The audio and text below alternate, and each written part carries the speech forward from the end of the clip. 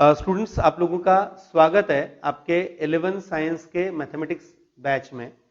आज आप लोगों के लिए 11 साइंस मैथमेटिक्स का जो पार्ट 1 का पहला चैप्टर है वो हम शुरू करने जा रहे हैं। ये आप लोगों के लिए वहां पर है एंगल एंड इट्स मेजरमेंट। मैं जानता हूं ये मेरे लिए आप लोगों को पढ़ाने का पहला पार्ट है। मतलब फर्स्ट लेक्चर ही मैं ले रहा हूं। जो हमने इससे पहले दिया था वो एक इंट्रोडक्शन का पार्ट था। आप लोगों को बता दूं कि आपको कल भी बताया था मैंने कि पेन, पेंसिल, स्केल सब लेके बैठना है, रजिस्टर आपके पास होना चाहिए। आपको धीरे धीरे जैसे जैसे एक्सप्लेनेशन मेरी तरफ से मिलता है वैसे वैसे वो लिखना भी है। ये जो पार्ट है वीडियो आपको मैं शेयर कर रहा हूं, आप लोग वीडियो देखने वाले हो तो मैं जानता हूं कुछ लोगों के लिए ऐसा रहेगा कि सर वीडियो है फिर हमारे पास तो वीडियो है क्या करेंगे। नहीं, ऐसा नहीं है। आपने वीडियो देखते देखते वीडियो को बीच में पॉज करके जो पार्ट आपके स्क्रीन पे दिखता है वो आपने अपने रजिस्टर में लिखना भी है। आप लोगों को वो लिखना कंपलसरी है, ठीक है। अब मैं शुरू करने जा रहा हूं first chapter angle and it's measurement. इस चैप्टर के लिए रिक्वायरमेंट क्या है, तो यहां पर हम बेसिक 9th में जो एंगल की डेफिनेशन स्टडी करते हैं वहां से हम शुरू करने वाले हैं। और उस डेफिनेशन में क्या डिफिकल्टी थी, क्या उसमें वहां पर प्रॉब्लम था जिसे हमने बाद में इंप्रूव करने का पार्ट सोचा, वो सब एक एक करके बात करते हैं। सबसे पहले मैं डिफाइन करने जा रहा हूं यहां पर एंगल। एक एंगल की डेफिनेशन क्या थी स्टूडेंट्स। यहां पर हम जब एंगल डिफाइन करते हैं तो एंगल की डेफिनेशन है it is a union of two rays. Angle होता है it is a union of two rays with common initial point. अगर मैंने दो रेज कंसिडर किए, एक ही पॉइंट से शुरू होने वाले, एक पॉइंट लिया, उससे एक रे, उससे दूसरा रे बनाया, तो ये जो एक पार्ट बन गया इसे हमने नाम दिया था एंगल। ये जो एंगल है, इस एंगल में जैसे अभी यहां पर आपको स्क्रीन पे दिख रहा है कि ये जो एंगल है, इस एंगल में हमने एक रे लिया हुआ है रे ओ ए, दूसरा एक रे लिया हुआ है रे ओ बी, और इनसे हमने ओ पॉइंट्स कॉमन लेकर एक एंगल बना लिया। इस एंगल का नोटेशन क्या है, इस एंगल को हम कैसे डिनोट करते थे, तो इस एंगल को हम एंगल एओबी भी लिख सकते थे, एंगल बीओए भी लिख सकते हैं। लेकिन यहां पर कुछ रिस्ट्रिक्शंस थे। जैसे जब हमने 9th में स्टडी किया था तब हमारे पास निगेटिव एंगल की कंसेप्ट ही नहीं थी।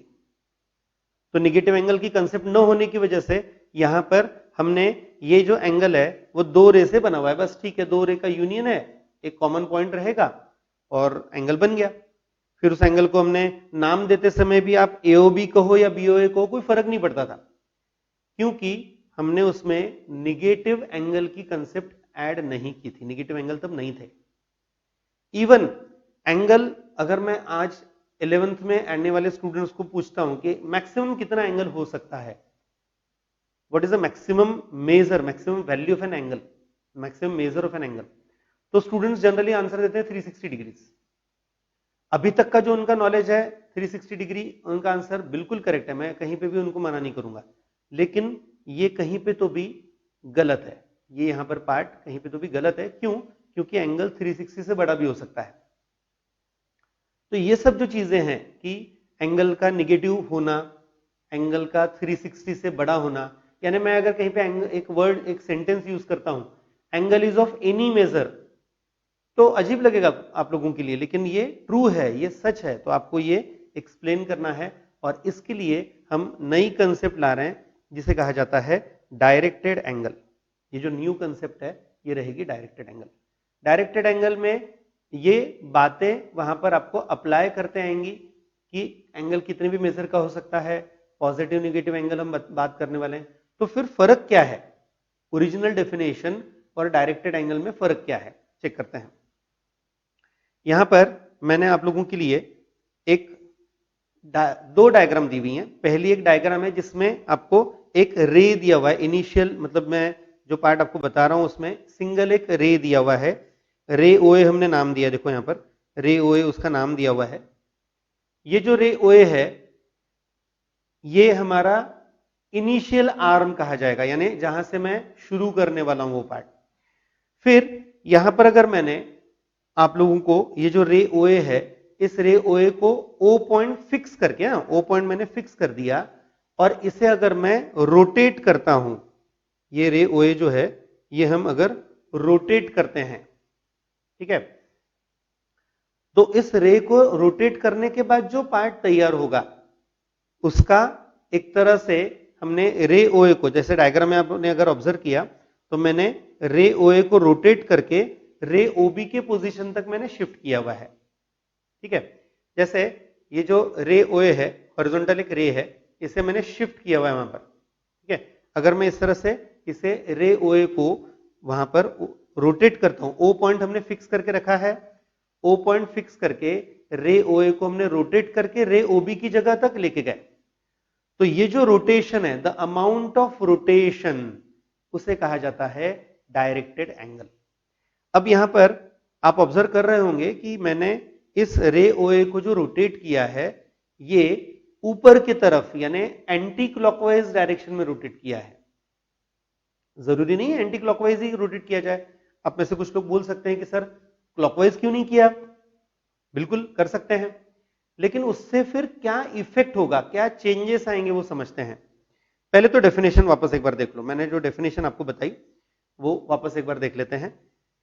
कोई भी एक रे ओए और रे ओबी ऐसे ऑर्डर्ड पेयर, देखो रे ओए और रे ओबी, ओ ए रे है, एक ओबी रे है, ओ कॉमन पॉइंट है, ऐसा अगर एक ऑर्डर्ड पेयर है, ऑर्डर्ड पेयर का मतलब क्या होता है? ऑर्डर्ड पेयर का मतलब है जिसमें उसकी ऑर्डर, कौन सा एलिमेंट, कौन सा नंबर, कौन सा पार्ट कहां पे लिखा है, उसकी ऑर्डर इंपॉर्टेंट हो जाए तो उसे नाम देते हैं ऑर्डर्ड पेयर। तो यहां पर एक ऑर्डर्ड पेयर है जिसमें पहला नंबर रे ओए है, पहली टर्म रे ओए है, दूसरी टर्म रे ओबी है। इनका जो रोटेशन है ओए से लेके ओबी तक, ऐसा लेकर अगर मैं एक एंगल बनाता हूं तो इसे हमने नाम दिया है directed angle. This is known as a directed angle. यहां पे रे ओए से रे ओबी तक हमने उसको रोटेट करना है। ठीक है, डायग्राम में जरा ध्यान देना, यहां पर रे ओए जो है, यहां से मैं रे ओबी तक इसको रोटेट करने वाला हूं। ये जो है ना, ये इस तरह का रोटेशन है, इसे कहा जाएगा angle, directed angle. Normal angle जो है उसे हम रिप्रेजेंट करते थे एक नॉर्मल पार्ट इस तरह से। डायरेक्टेड एंगल में इसी को कट किया जाता है, देखो यहां पे रिप्रेजेंट करके भी बताया है।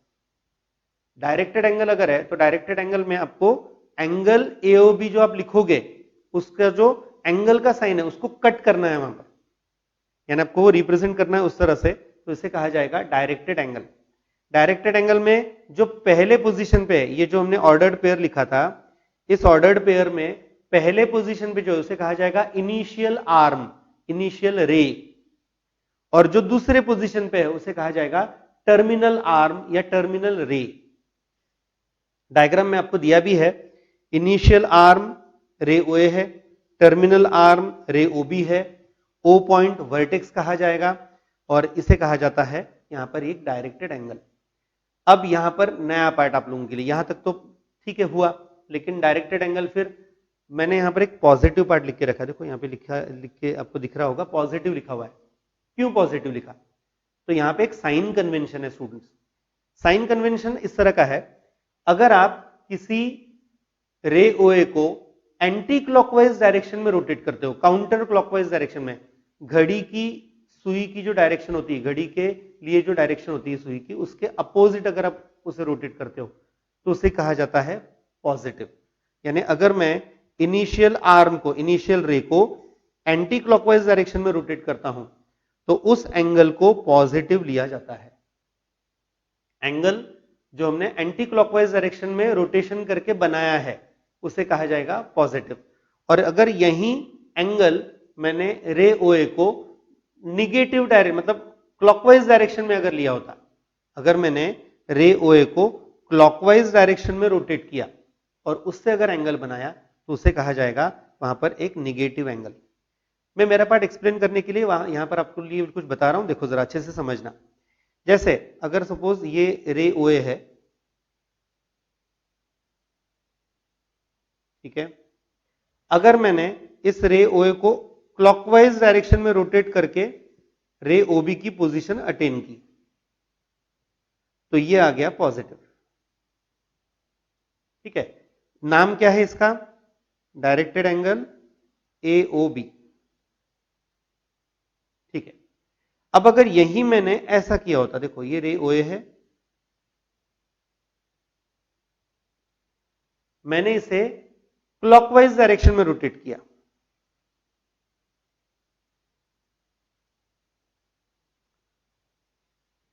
रोटेशन क्लॉकवाइज है याद रखना, तो ये आ जाएगा नेगेटिव।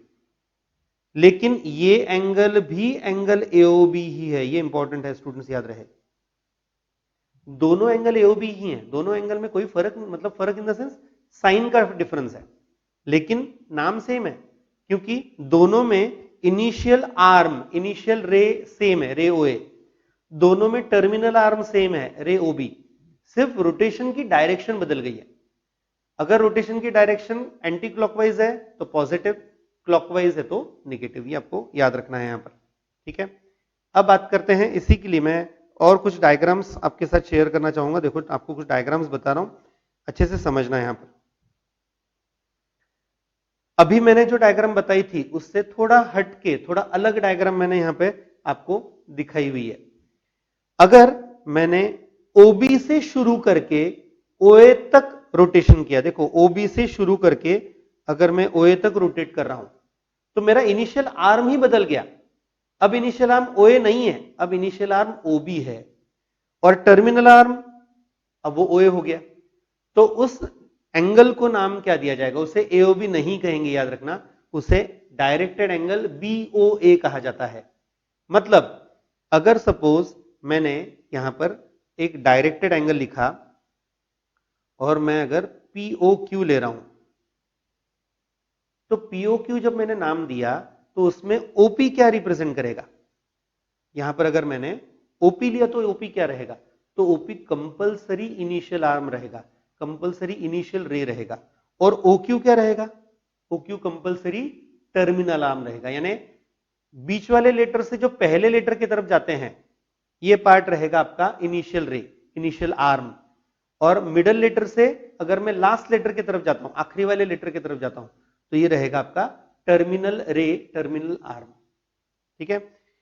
यहां पे आपको ओरिजिनल वापस एक बार दिया भी है। अगर मैं एंगल एओबी की बात करता हूं, अगर मैंने एंगल एओबी की बात की है, तो एंगल एओबी जो है, एंगल एओबी में वहां पर रे ओए इनिशियल आर्म रहेगा, याद रखना। एंगल एओबी अगर है तो उसमें रे ओए इनिशियल आर्म है, रे ओबी टर्मिनल आर्म है, ठीक है। तो उस हिसाब से पॉजिटिव निगेटिव का पार्ट डिसाइड होता है। अच्छा, यहां पर आप में से कुछ लोग सोच रहे होंगे कि सर इनिशियल आर्म तो हमेशा हॉरिजॉन्टल लाइन ही होना चाहिए। नहीं, नेसेसरी नहीं है, याद रहे, नेसेसरी नहीं है। मैंने थोड़ी देर पहले यहां पे जब डायग्राम बताई थी तो डेफिनेटली वैसा बताया था कि हमने रे ओए हॉरिजॉन्टल लाइन ली थी और रे ओबी जो है, जो टर्मिनल आर्म था, वो नीचे की तरफ था। ओके, ये गलत नहीं है, लेकिन ये जरूरी भी नहीं है, यानी ये कंपलसरी नहीं है कि हमेशा जो इनिशियल आर्म है वो हॉरिजॉन्टली ही होगा, ऐसा जरूरी नहीं है, नेसेसरी नहीं है। नेगेटिव एंगल इस तरह से भी बना सकते हैं, ठीक है। इवन अगर मैं दोनों एंगल मैंने सेम मेजर के रखे हैं, यहां पे ये भी पार्ट समझ लो। अगर सपोज एंगल एओबी जो है ये अगर 60 डिग्री का है, एंगल एओबी में सिर्फ इनिशियल और टर्मिनल आर्म एक्सचेंज कर लिया, चेंज कर लिया, तो ये जो एंगल बना ये भी 60 का ही रहेगा, सिर्फ फर्क रहेगा ये -60 का आएगा। क्या डिफरेंस रहेगा, साइन। क्यों, रोटेशन का तरीका बदल गया। रोटेशन क्लॉकवाइज है तो निगेटिव, रोटेशन एंटी क्लॉकवाइज है तो पॉजिटिव, ठीक है। ओके,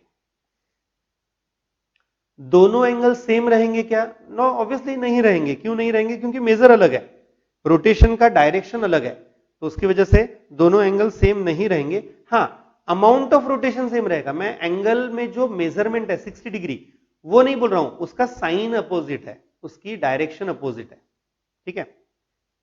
इसीलिए यहां पे ये मेंशन करके दिया हुआ, देखो कि यहां पर दोनों एंगल जो है वो इक्वल नहीं है, लेकिन उनका जो अमाउंट ऑफ रोटेशन है, जो अमाउंट ऑफ रोटेशन है वो सेम रहेगा। अमाउंट ऑफ रोटेशन का कोई प्रॉब्लम नहीं है, जो चेंज होने वाला है वो रहेगा वहां पर उसका साइन। ओके, ये थोड़ा सा इनिशियल पार्ट बताया। अब बात करते हैं टाइप्स ऑफ एंगल्स की। यहां पर जो मैं नेक्स्ट बताने जा रहा हूं ये है टाइप्स ऑफ एंगल्स। आप लोगों ने जो इससे पहले 9th में स्टडी किया था उसमें हमने डेफिनेशन में चेंजेस किए, तो उससे कुछ एंगल्स, मतलब जीरो एंगल ये आपने इससे पहले भी स्टडी किया हुआ है, लेकिन अब हम जो स्टडी करने जा रहे हैं ये डायरेक्टेड एंगल के डेफिनेशन से रहेगा, याद रखना। हम जो भी स्टडी करेंगे वो in terms of directed angle रहेगा। तो अगर जीरो एंगल की बात की जाए तो जीरो एंगल क्या रहेगा यहां पर? What is the zero angle? Simple है, मैंने एक रे ओए लिया, ये जो रे ओए है वो लिया, और इस रे ओए को, ये जो रे ओए लिया हुआ है, इसे मैंने रोटेट ही नहीं किया, उसको जैसा था वैसे ही रखा। रोटेशन कितना किया? Zero, no rotation. अगर हमने रे ओए को जीरो रोटेशन दिया, यानी रे ओए को मैंने रोटेट नहीं किया हुआ, तो उसका जो इनिशियल आर्म है वही उसका टर्मिनल आर्म हो जाएगा, जो उसका इनिशियल रे है वही टर्मिनल रे हो जाएगा। तो अगर ऐसा होता है तो उस सिचुएशन में ये एंगल जीरो एंगल कहा जाएगा। जीरो एंगल का मतलब क्या है? नो रोटेशन, कोई भी रोटेशन नहीं किया हुआ, इसे कहा जाएगा जीरो एंगल। यानी इसमें इनिशियल आर्म और टर्मिनल आर्म ये अलग अलग नहीं रहेंगे, ये सेम रहेंगे। यहां पर मैंने रोटेशन नहीं किया हुआ इसलिए सेम रहे, और इसे कहा जाएगा जीरो एंगल। इसका मेजर आएगा 0 डिग्री ऑब्वियसली। अगर मैं इसी की जगह पूरा एक रोटेशन ले लेता हूं, ध्यान देना अच्छे से, अब यहां पर थोड़ा सा ट्विस्ट है, थोड़ा सा अलग पार्ट है। अगर मैंने रोटेशन करते समय वहां पर रे ओए को ऐसा रोटेट किया कि वो उसके ओरिजिनल पोजीशन पे आ गया पूरा रोटेशन करके, ठीक है? मतलब अगर मेरा ये रे ओए है,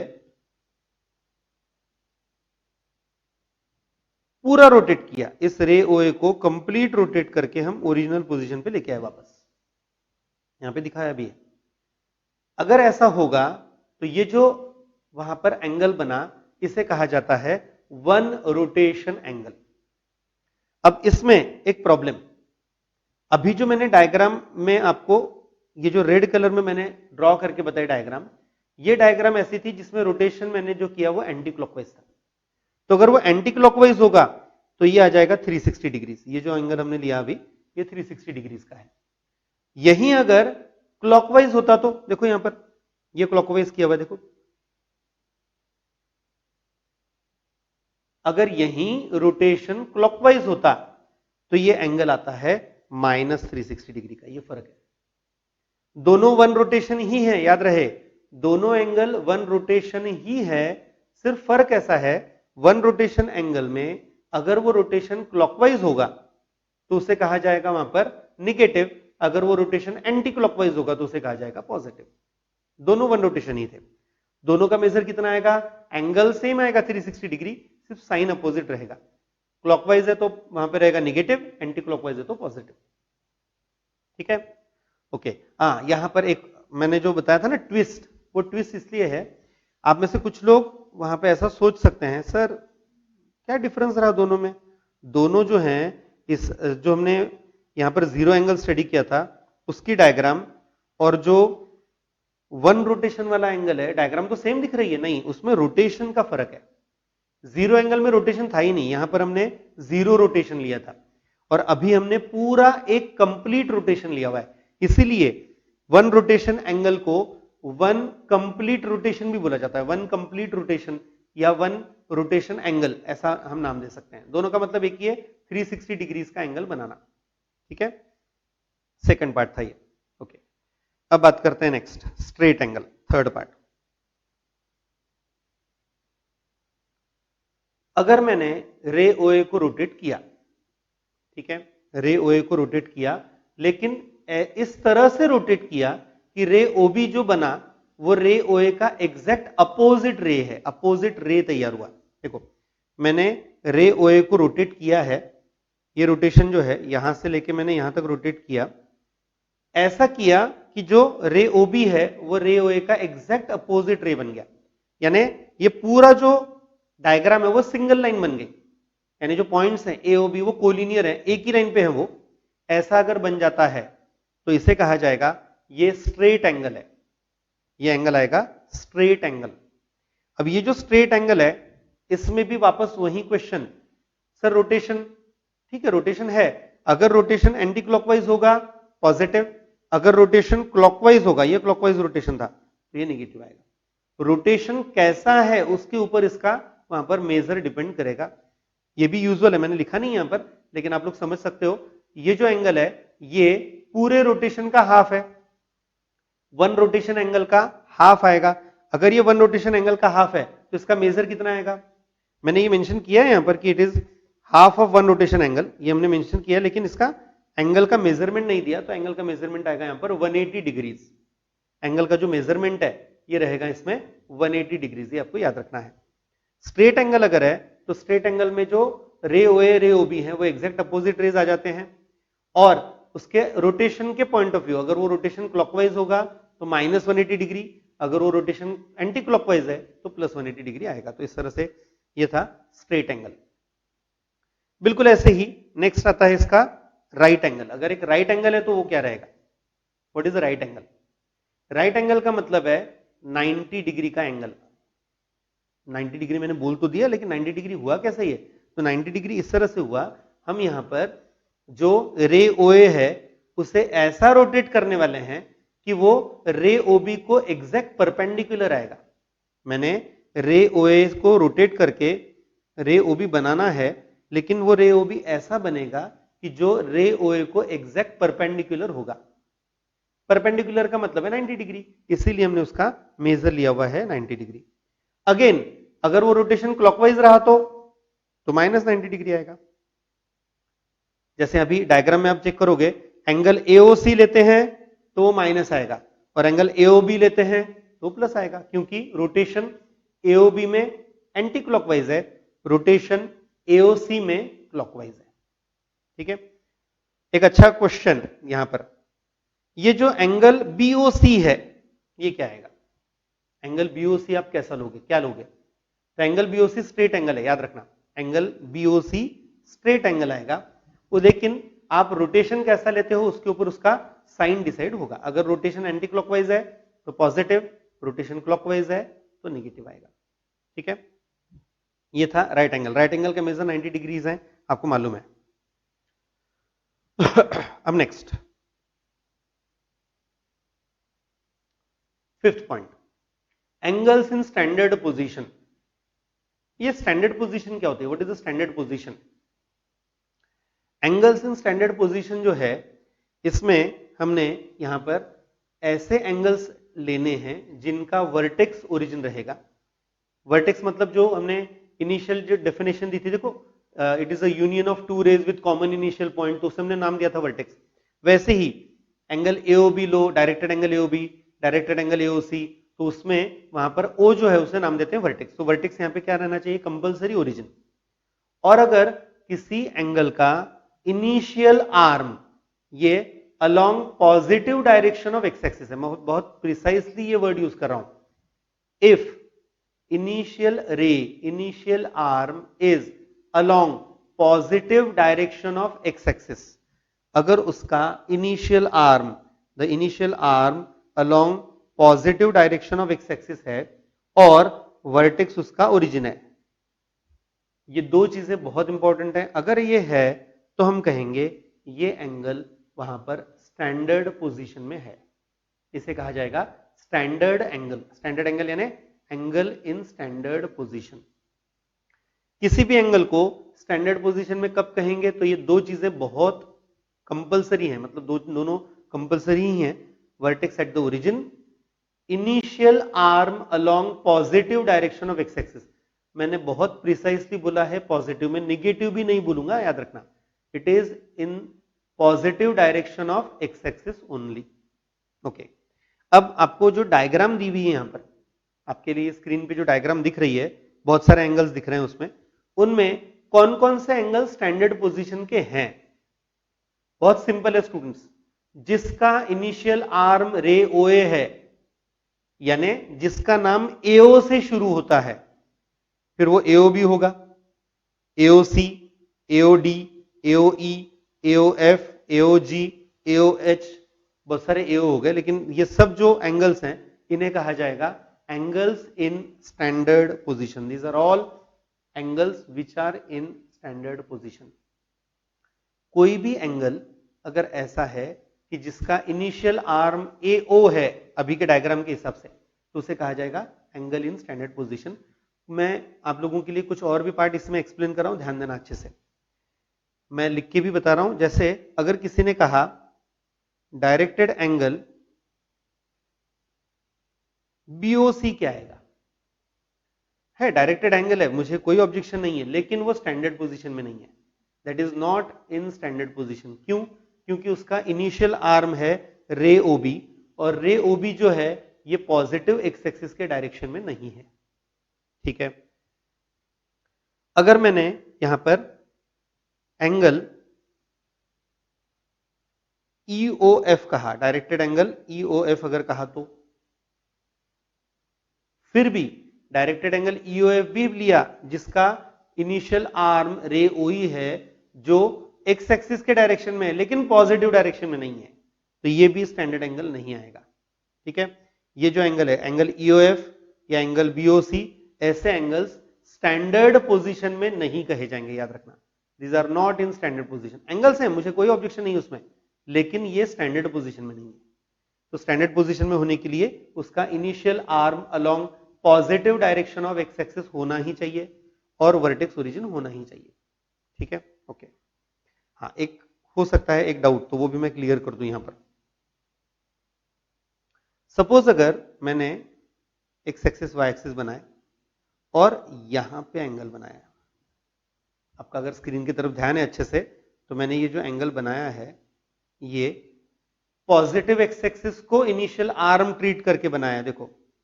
लेकिन प्रॉब्लम है वर्टेक्स ओरिजिन नहीं है। अब इसका वर्टेक्स जो है ये ओरिजिन नहीं, ओरिजिन तो यहां पे है, इसका जो वर्टेक्स है वो यहां पे है, तो ये भी एंगल स्टैंडर्ड पोजीशन में नहीं है। एंगल स्टैंडर्ड पोजीशन में होने के लिए उसका वर्टेक्स ओरिजिन होना ही चाहिए और साथ में उसका initial arm along positive direction of x axis होना ही चाहिए। ओके, इसी डायग्राम में वहां पर मुझे और कुछ पॉइंट एक्सप्लेन करना है, वो भी देखो जरा। डायग्राम में सेम रख रहा हूं। जो एंगल एओबी है, एंगल एओबी जो यहां पे दिया हुआ है, उस एंगल एओबी में उसका टर्मिनल आर्म जो है वो कौन से एक्सिस पे है? एंगल एओबी का टर्मिनल आर्म कौन से एक्सिस पे है? किसी एक्सिस पे नहीं है। एंगल एओबी का टर्मिनल आर्म जो है ओबी, वो तो पहले क्वाड्रेंट में है। ठीक है, एंगल एओडी जो है उसका टर्मिनल आर्म कौन से एक्सिस के डायरेक्शन में है? कहीं पे भी नहीं है, वो सेकंड क्वाड्रेंट में है। तो अगर मुझे ऐसा पूछा गया कि कोई भी एंगल कौन से क्वाड्रेंट में है, तो मैं कैसे बताऊंगा? तो बहुत सिंपल डेफिनेशन है। अगर कोई स्पेसिफिक एंगल आपको आइडेंटिफाई करना है कि वो कौन से डायरेक्शन, मतलब कौन से क्वाड्रेंट में है, तो उसका जो टर्मिनल आर्म है वो कौन से क्वाड्रेंट में, वो वहां से आइडेंटिफाई करते हैं। जैसे यहां पर एंगल एओबी जो है वो ऐसा है कि जिसका टर्मिनल आर्म पहले क्वाड्रेंट में है। ठीक है, मैं याद दिला रहा हूं, मैं जानता हूं आप लोगों को मालूम होगा ही, लेकिन मैं याद दिला रहा हूं। अगर पॉजिटिव एक्स एक्सिस और पॉजिटिव वाई एक्सिस वाला पार्ट लेते हैं तो वो होता है फर्स्ट क्वाड्रेंट। ठीक है, ये फर्स्ट क्वाड्रेंट है। पॉजिटिव वाई एक्सिस लेकिन निगेटिव एक्स एक्सिस है, सेकंड क्वाड्रेंट। दोनों निगेटिव, एक्स और वाई दोनों negative, third quadrant. X positive Y negative, fourth quadrant. ठीक है, तो ये यहां पर इस तरह से क्वाड्रेंट्स आते हैं। तो अभी जो डायग्राम आपके सामने है, एंगल एओबी कौन से क्वाड्रेंट में आएगा? फर्स्ट क्वाड्रेंट में। एंगल एओडी कौन से क्वाड्रेंट में आएगा? सेकंड में। एंगल एओएफ कौन से क्वाड्रेंट में आएगा? थर्ड में। एंगल एओएच कौन से क्वाड्रेंट में आएगा? फोर्थ में। क्योंकि इनका जो टर्मिनल आर्म है वो जिस क्वाड्रेंट में होगा वो एंगल भी उसी क्वाड्रेंट में ऐसा कहा जाएगा। हाँ, under the condition that it is in standard position. ये इंपॉर्टेंट है। A directed angle in standard position, जैसे ही इन स्टैंडर्ड पोजीशन बोला, अपने आप दो चीजें आ गई, वर्टेक्स एट ओरिजिन और initial arm along positive direction of x axis. वो अपने आप ही आ गया, मतलब उसको बताने की जरूरत नहीं है। और उसका जो टर्मिनल आर्म है वो जिस किसी पर्टिकुलर क्वाड्रेंट में होगा उसके हिसाब से वो एंगल उसी क्वाड्रेंट में कहा जाएगा। ठीक है, एंगल एओबी फर्स्ट क्वाड्रेंट में था, एंगल एओडी सेकंड क्वाड्रेंट में है, एंगल एओएफ थर्ड क्वाड्रेंट में है, एंगल एओएच फोर्थ क्वाड्रेंट में है। ठीक है, ओके। अब इसी डायग्राम में अगर आप में से किसी ने मुझे एंगल एओसी कहा, ध्यान देना, एंगल एओसी, एओसी कौन से क्वाड्रेंट में आएगा? एओसी का टर्मिनल आर्म क्या है? एओसी का टर्मिनल आर्म है रे ओसी, इसका टर्मिनल रे है रे ओसी। कौन से डायरेक्शन में है, कहां पे है? वो तो वाई एक्सिस पे है। रे ओसी जो है ये तो वाई एक्सिस पे दिख रहा है, यहां पर ये है, यहां पर ये वाई एक्सिस पे। अगर वो वाई एक्सिस पे है तो वो न पहले क्वाड्रेंट में है न दूसरे क्वाड्रेंट में, फिर उसका वहां पर उसकी पोजीशन कौन सी कही जाएगी? अगर ऐसा एंगल रहे जिसका terminal arm along either x axis है या अलोंग वाई एक्सिस है, कार्टेशियन कोऑर्डिनेट्स के जो एक्सिस होते हैं उन डायरेक्शन में टर्मिनल आर्म अगर आता है तो उसे कहा जाएगा वो वहां पर किसी क्वाड्रेंट में नहीं है, ऐसे एंगल को नाम देते हैं क्वाड्रेंटल एंगल, इन्हें नाम दिया जाता है क्वाड्रेंटल एंगल। ये किसी स्पेसिफिक क्वाड्रेंट में नहीं आएंगे, ठीक है, इन्हें कहा जाता है क्वाड्रेंटल एंगल। क्वाड्रेंटल एंगल का मतलब होता है ऐसे एंगल जिनका terminal arm along x axis या वाई एक्सिस होगा। यहां पे याद रहे ये जो इनिशियल आर्म या वर्टेक्स है उसकी बात नहीं किया, क्योंकि वो स्टैंडर्ड पोजीशन में होना ही चाहिए, वो कंपलसरी है। A directed angle in standard position वो कंपलसरी है। Initial arm along positive X axis, vertex origin fix है। अब रहा सवाल सिर्फ उसका टर्मिनल आर्म। अगर टर्मिनल आर्म जो है, टर्मिनल रे जो है, ये आइदर ऑन एक्स एक्सिस है और ऑन वाई एक्सिस है, तो उसे कहा जाएगा वहां पर एक क्वाड्रेंटल एंगल, इसे कहा जाएगा एक क्वाड्रेंटल एंगल। ये जो क्वाड्रेंटल एंगल है, इस क्वाड्रेंटल एंगल में वहां पर उसका टर्मिनल आर्म डिसाइड करेगा वो क्वाड्रेंटल है कि नहीं, ठीक है। अब इसमें वापस जरा वो डायग्राम की तरफ मैं ध्यान दिला रहा हूं आपका, ये डायग्राम बहुत इंपॉर्टेंट है मेरे लिए। इस डायग्राम में अगर मैंने एंगल एओसी कहा क्वाड्रेंटल है, ठीक है, एंगल एओई क्वाड्रेंटल है, एंगल एओजी ये भी क्वाड्रेंटल है, एंगल एओएक्स यानी पूरा रोटेशन, वन कंप्लीट रोटेशन, ये भी क्वाड्रेंटल है। कुछ कॉमन मिल रहा है इसमें इन सब एंगल्स में, तो इनमें कॉमन था यहां पर ये सब 90 के मल्टीपल्स आएंगे, याद रखना। तो ये यूजुअल है, याद रखने के लिए इंपॉर्टेंट है, कोई भी क्वाड्रेंटल एंगल ये हमेशा 90 डिग्री का मल्टीपल आता है। Quadrantal angles are always multiples of 90 degree. Positive भी चलेगा नेगेटिव भी चलेगा, वो कोई प्रॉब्लम नहीं है, लेकिन वो वहां पर 90 डिग्री का मल्टीपल आना चाहिए, ठीक है, ओके। अच्छा, एंगल सीओई क्या आएगा? इसी डायग्राम में एंगल सीओई क्या आएगा? क्वाड्रेंटल आएगा? नहीं, ये क्वाड्रेंटल नहीं आएगा। क्यों? क्योंकि ये स्टैंडर्ड एंगल नहीं है, ये स्टैंडर्ड पोजीशन में नहीं है। कोई भी एंगल क्वाड्रेंटल है ऐसा हम तब कहेंगे जब वो स्टैंडर्ड पोजीशन में होगा, ये इंपॉर्टेंट है, उसका स्टैंडर्ड पोजीशन में होना मस्ट है, ठीक है, ओके। अब यहां तक हमने पॉइंट्स कंप्लीट किए, 7 पॉइंट हमारे हुए। नेक्स्ट, को टर्मिनल एंगल्स, ये एक बहुत इंपॉर्टेंट पार्ट है स्टूडेंट्स, अच्छे से ध्यान देना। ये हाँ, मैं वापस एक बार याद दिला रहा हूं आपको, ये जब पार्ट में एक्सप्लेन कर रहा हूं तो जैसा हमने वहां पर आप लोगों के लिए पहले से ही बता के रखा है, हमारी टीचिंग मेथडोलॉजी जो है, टीचिंग मेथड जो रहेगी, पहले पूरा थियरी पार्ट बताना, मतलब उस चैप्टर में जो कंसेप्ट है वो कंसेप्ट पहले क्लियर करवाना, फिर उसके बाद उसके कैलकुलेशंस का पार्ट आएगा, जो कैलकुलेशंस अब जो थियरी हम स्टडी करेंगे उसके बेसिस पर, जो फॉर्मूले हम स्टडी करेंगे उसके बेसिस पर होगा।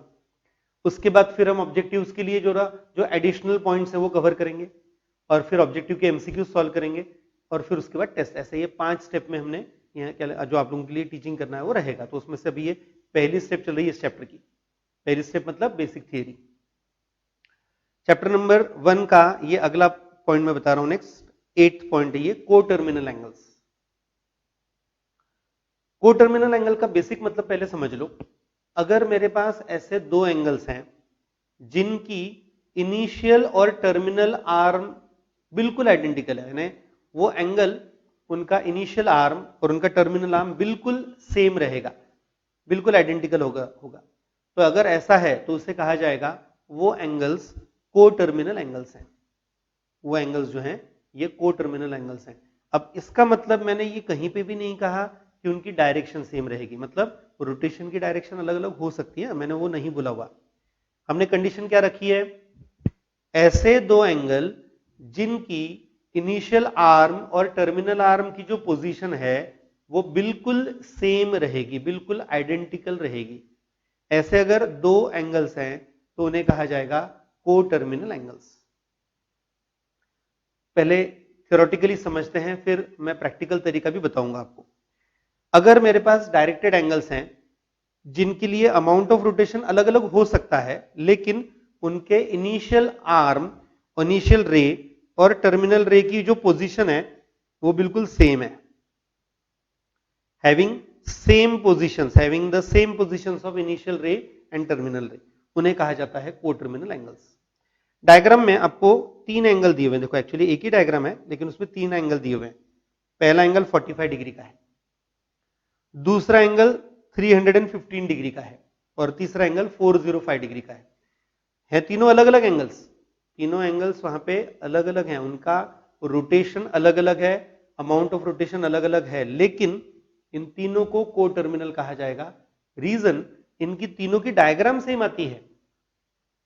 45 डिग्री में जितना आप रोटेशन करोगे वो रहेगा पॉजिटिव है, इसलिए एंटी क्लॉकवाइज।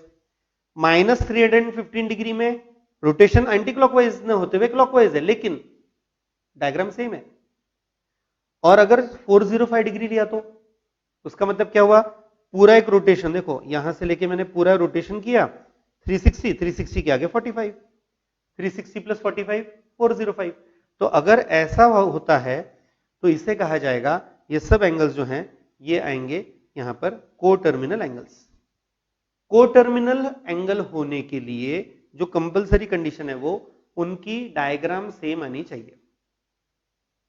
कॉमन सा एक पार्ट है स्टूडेंट्स यहां पर कि सर हर बार डायग्राम बना के देखनी पड़ेगी, हर बार डायग्राम यूज करें, मतलब डायग्राम बनाना कंपलसरी है क्या? तो नहीं, इसके लिए प्रैक्टिकल तरीका अलग है स्टूडेंट्स। प्रैक्टिकल तरीका समझो आप। अगर मेरे पास दो एंगल्स हैं एक्स और वाई और मुझे चेक करना है कि ये दोनों एंगल्स को टर्मिनल है कि नहीं, तो मैं क्या चेक करूंगा? तो हम क्या चेक करेंगे, वो दोनों एंगल्स जो हैं एक्स और वाई उनका डिफरेंस लेंगे हम। भले ही आप x माइनस वाई लो या y माइनस एक्स, उससे कोई फर्क नहीं पड़ता, कोई भी डिफरेंस लो। x माइनस वाई लिया तो भी चलेगा, y माइनस एक्स लिया तो भी चलेगा। वो जो डिफरेंस है वो 360 डिग्रीज का इंटीग्रल मल्टीपल आना चाहिए, ठीक है। अगर difference between x and y ये इंटीग्रल मल्टीपल ऑफ 360 डिग्री आता है तो हम कहेंगे वो दोनों एंगल को टर्मिनल एंगल्स हैं।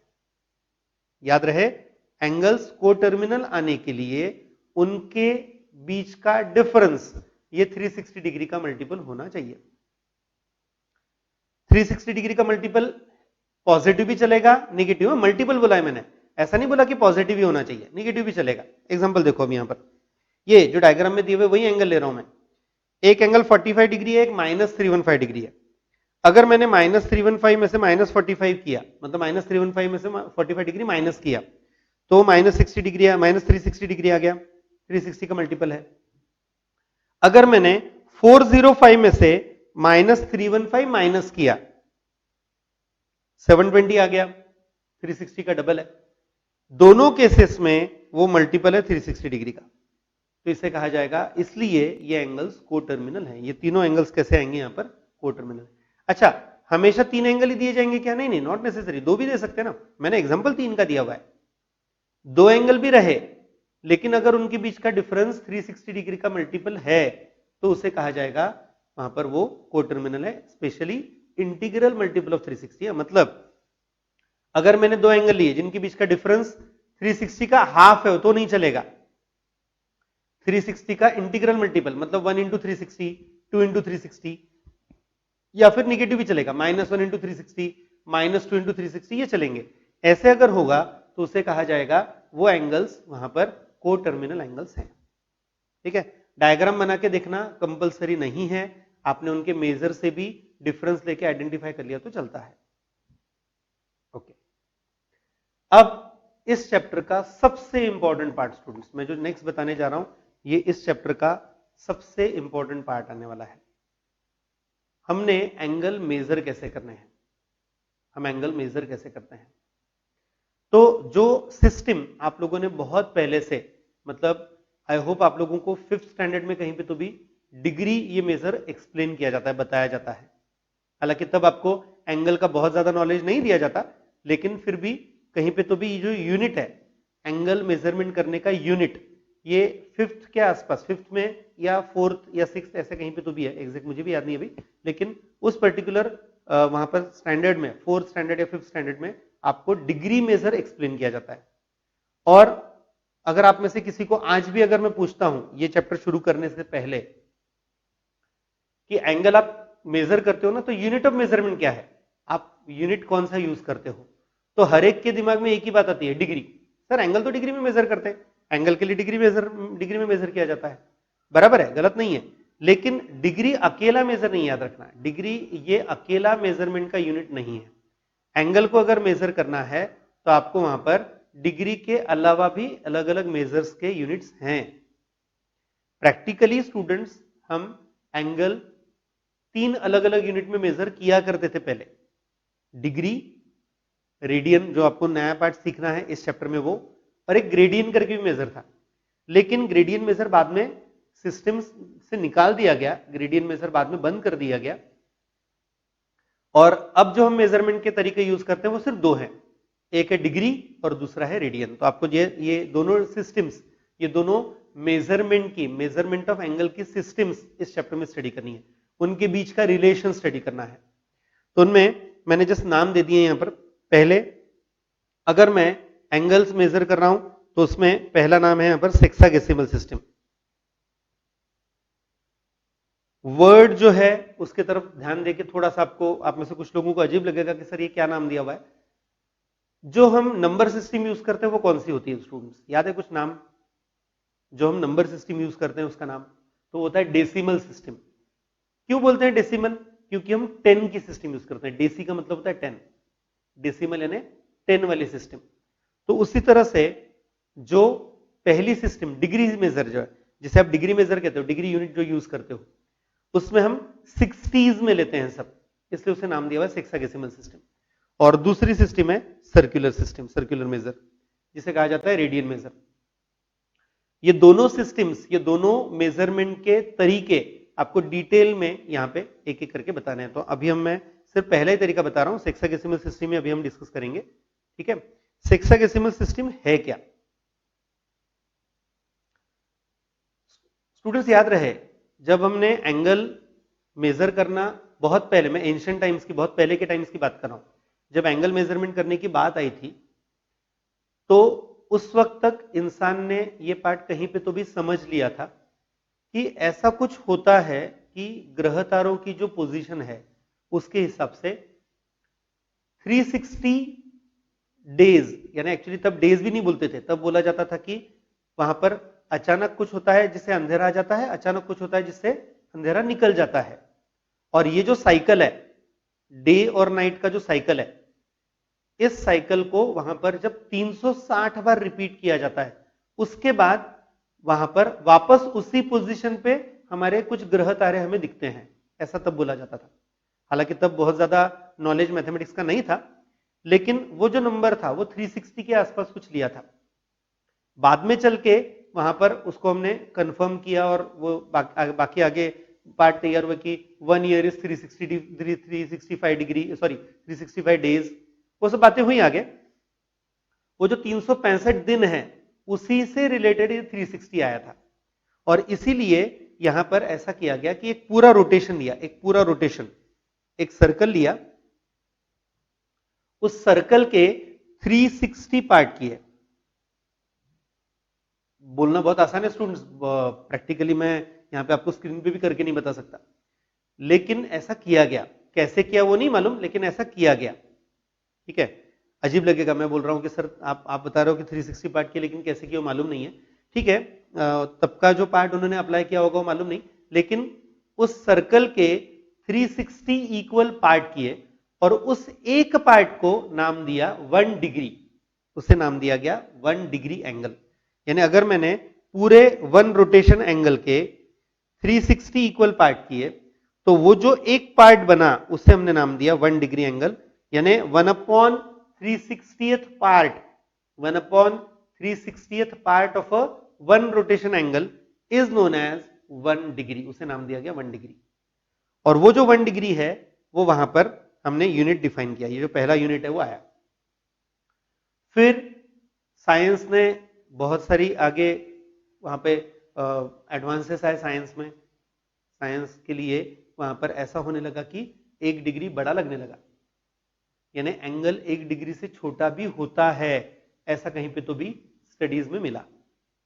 तो फिर वो जो 1 डिग्री है, मैं जानता हूं 1 डिग्री बहुत छोटा है, याद रखना 1 डिग्री पहले से ही बहुत छोटा है, उस 1 डिग्री के हमने और वहां पर 60 पार्ट किए, 60 पार्ट किए, 1 डिग्री के हमने 60 पार्ट किए।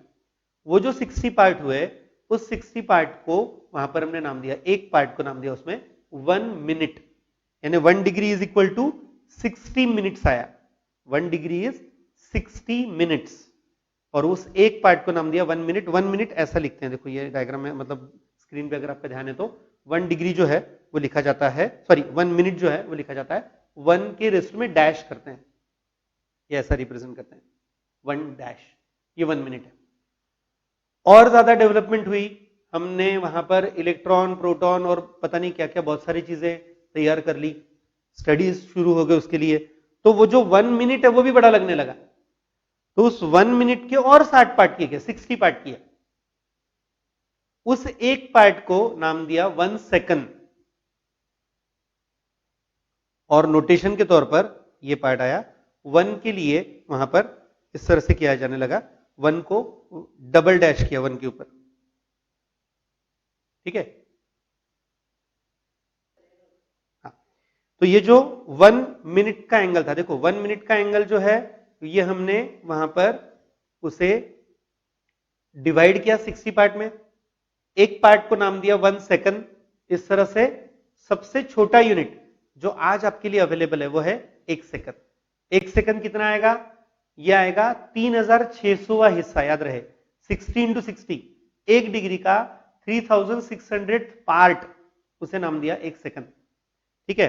तो ये कहीं पे तो भी आपको याद रखना है, मैंने आपको याद रखने के लिए एक बोल्ड टाइप में ये दिया हुआ है, देखो what is 1 degree, 1 degree is 60 minutes, 1 degree होता है 60 minute, okay. What is 1 minute, 60 seconds, okay. What is 1 rotation angle, 1 rotation angle मतलब 360 डिग्री, पूरा जो सर्कल आता है वो। Straight angle obviously 1 rotation angle का हाफ होता है 180 डिग्री, और राइट एंगल 180 डिग्री का हाफ आएगा यानी 90 डिग्री। तो इस तरह से ये पार्ट आपके लिए बताया। ये हमारी पहली सिस्टम थी स्टूडेंट्स, यहां पर हमने फर्स्ट सिस्टम स्टडी की, ये सिस्टम थी सेक्साडेसिमल सिस्टम। ये जो पार्ट हमने स्टडी किया ये है सेक्साडेसिमल सिस्टम, जिसमें बहुत सारे 60s है। देखो ये चार्ट, ये अगर आपको आपके सामने है तो ये 60s में सब है, इसलिए इसे नाम दिया गया सेक्साडेसिमल सिस्टम। ये पहली सिस्टम थी एंगल मेजरमेंट करने की जो हमारे स्टडी में थी। एक और सिस्टम हमें स्टडी करनी है, मेरे नेक्स्ट लेक्चर में मैं बताने ही वाला हूं, उसे कहा जाता है रेडियन मेजर या सर्कुलर मेजर। सर्कुलर सिस्टम जो है वो जो सेकंड सिस्टम है, सर्कुलर सिस्टम या रेडियन मेजर, ये आपके लिए हमने नेक्स्ट लेक्चर में बताना ही है, ठीक है। मेरी रिक्वेस्ट है कि प्लीज ये अच्छे से लिख के कंप्लीट कर लेना, सो दैट आपके पास वो लिखा हुआ रहे। कल के मेरे लेक्चर में, नेक्स्ट लेक्चर में हमने जो आगे का पार्ट है, मतलब सर्कुलर सिस्टम जो है वो स्टडी करना है, उससे रिलेटेड 2 फॉर्मूले बताने हैं मैंने, how to convert degree to radian, radian to degree. उसके बाद और 2 नए फॉर्मूले आएंगे, एंगल जो हम एक आर्क के लिए, मतलब लेंथ ऑफ आर्क कैसे बनाएंगे, उसके बाद एरिया ऑफ सेक्टर कैसे बनाएंगे, ये सब पार्ट आएगा, और फिर उसके ऊपर हम क्वेश्चन सॉल्व करना शुरू करेंगे। यहाँ पर हमारा जो फर्स्ट चैप्टर का जो थियरी पार्ट है वो कंप्लीट होगा, और फिर हम उसके क्वेश्चंस करवाएंगे, ठीक है। तो टिल देन गुड बाय, कल नेक्स्ट लेक्चर में आगे का पार्ट कंटिन्यू करेंगे।